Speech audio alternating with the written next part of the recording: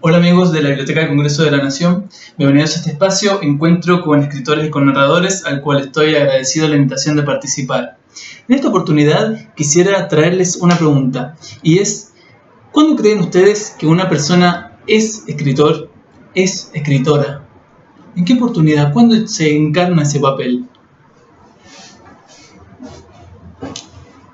Mi nombre es Luis Ávila, soy escritor, soy psicólogo, tengo 24 años y en esta oportunidad quisiera aprovechar el espacio para comentar acerca de cuál fue mi recorrido para empezar o hacer algo que en su momento parecía algo imposible. Luego tomó el estatuto de hobby y en su momento muy temprano pasó a ser un medio de vida para mí, que es el asunto de la escritura. En primer lugar, quisiera aclarar que el asunto mío con la psicología es algo que está muy ligado a la escritura, precisamente porque la palabra es la materia prima con la que trabajo todos los días y me refiero a cada vez que estoy delante del teclado. Eso es algo que yo necesito, es algo que más allá de lo terapéutico y de ser mi sustento económico y de vida, es también el motivo por el que yo siento que si no supiera hacer esto, si no hiciera esto, no sé qué pudiera hacer.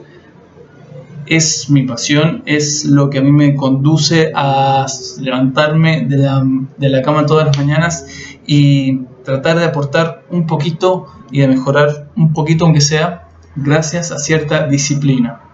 Así que, bueno, en una primera instancia quisiera comentar acerca de cuál fue el proceso que yo pude hacer para llegar a vivir de la escritura al día de hoy. Y en segunda instancia, cuáles fueron los dos libros que me marcaron en cierta manera la vida o el camino. Arranqué muy chico, a eso de los 6-7 años, siendo terrible en la escuela. Precisamente una maestra no sabía ya qué hacer porque no tenía muy buenas juntas, era un chico bastante aplicado, me portaba bien, pero era bastante cabeza dura. Era una persona que lo intentaba y me costaba mucho. Hasta que un día esta docente tuvo la magnífica idea, y es algo que siempre le voy a agradecer, y es ayudarme a escribir un cuento. En ese momento creía que eso era algo imposible, sin embargo ella leyó un rasgo en mí y fue el asunto de la lectura. Leímos un cuento, a mí me gustó y ella dijo por acá hay que ir. En ese momento era algo que parecía prácticamente imposible o que quedaba relegado a grandes estudiosos. Y la señora lo que hizo fue ayudarme a la escritura y después ese cuento lo leyó para todos los alumnos. Fue algo que me dejó marcado a fuego y de ahí en más siempre me gusta resaltar el rol que tuvo esta docente y que han tenido muchos docentes a lo largo de mi vida.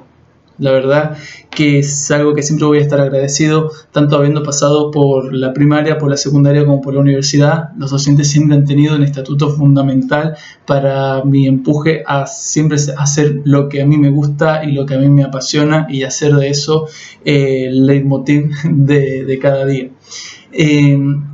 A partir de ese momento empezó mi recorrido por las bibliotecas. En su momento no era de manera asidua, no era socio, pero por lo menos me acercaba a la biblioteca de la escuela y posteriormente, alrededor de los 12 años, me hice socio de una biblioteca popular.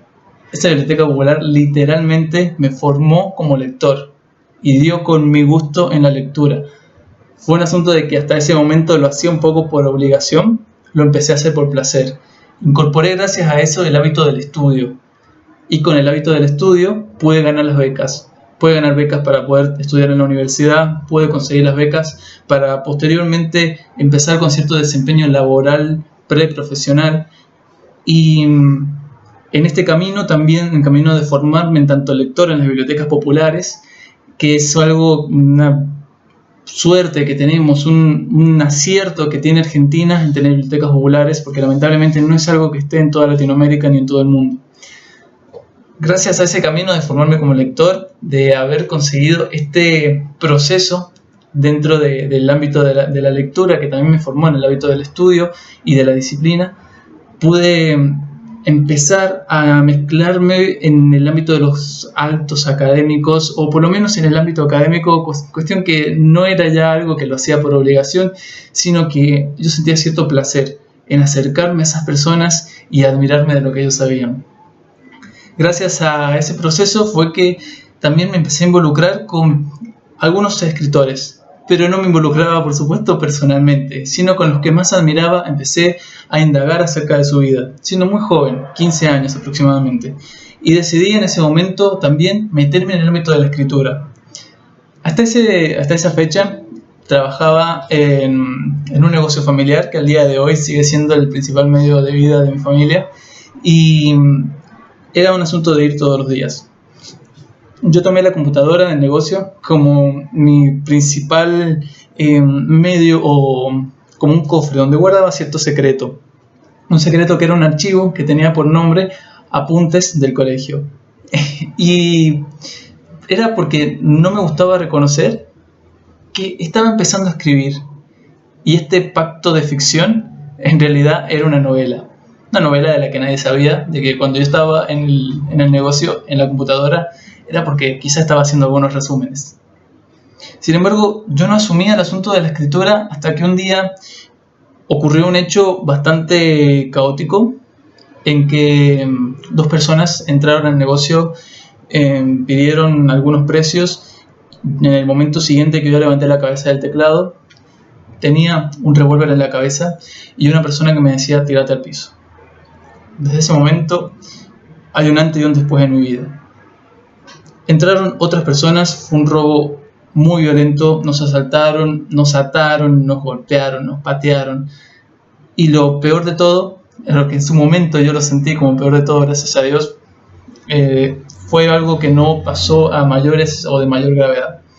Pero cuando yo salí de ahí, salí corriendo. Y me encontré con una persona que estaba de civil, un policía de civil. Y cuando él me frenó me dice: pará, ¿qué te pasa? Contame, ¿a dónde vas? ¿A quién perseguís? Yo le digo: se llevaron la novela. Se estaban llevando la mercadería, se estaban llevando un montón de cosas, pero a mí me preocupaba, lo que más me preocupaba era que se llevaron esa novela que a mí me había costado tanto tiempo escribir, y porque era el primer intento que yo tenía en este campo que admiraba. Durante mucho tiempo tuve cierta frustración, porque sabía lo que esa computadora, el valor que tenía esa computadora laboral, tanto para el negocio como para mi familia, mis hermanos que también lo utilizaban. Sin embargo, con el tiempo decidí en las bibliotecas, en las computadoras de las bibliotecas, a subir, a actualizar, a volver a escribir. Encontré Wattpad, que era una aplicación donde uno puede difundir lo que escribe, y a la edad de 16 para 17 años, empecé a subir una novela llamada Malos.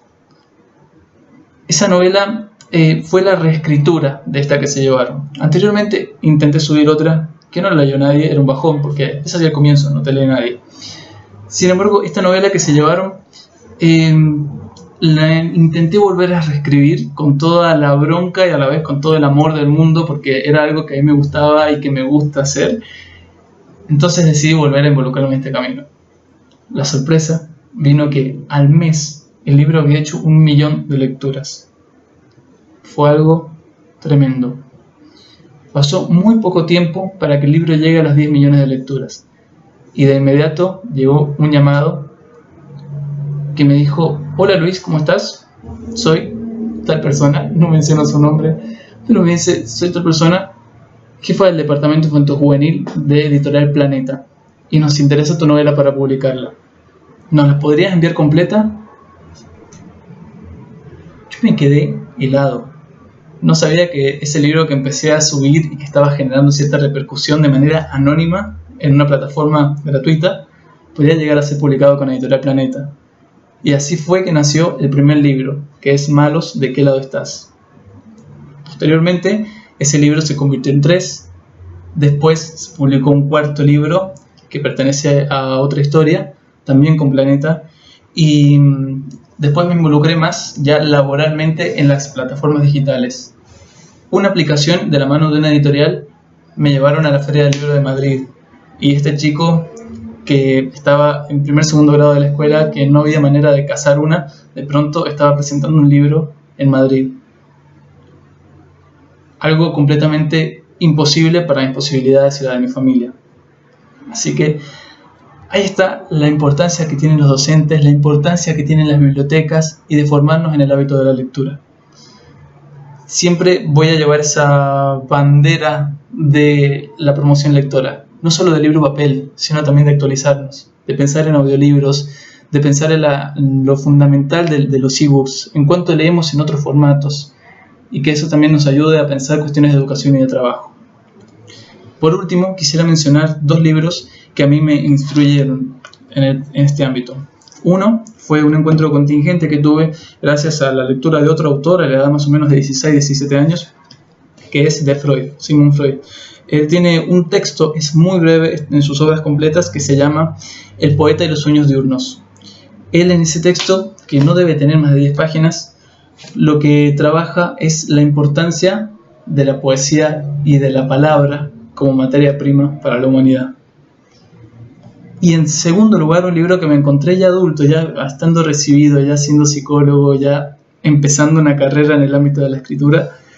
Este libro a mí me enseñó acerca de la disciplina, de tomar objetivos y no abandonarlos. Es El arte de la guerra, de Sun Tzu. Este es un resumen. Posteriormente de una biblioteca retiré bibliografía amplia al respecto. Pero este libro a mí me enseñó acerca de un concepto fundamental, y es el de disciplina para poder crecer y mejorar en lo que uno hace. Así que bueno, amigos, opté no narrar alguna historia escrita, sino narrar mi propia historia y la importancia que tiene encontrarnos con escritores, con narradores, a partir de una pantalla, a partir de unas páginas o a partir del medio que ustedes crean conveniente, pero hay que hacerlo. Así que bueno, muchas gracias por estar ahí, y para terminar voy a tomar una frase precisamente de Freud, del texto que mencioné, que dice: con el último hombre también morirá el último poeta. Chao gente, cuídense.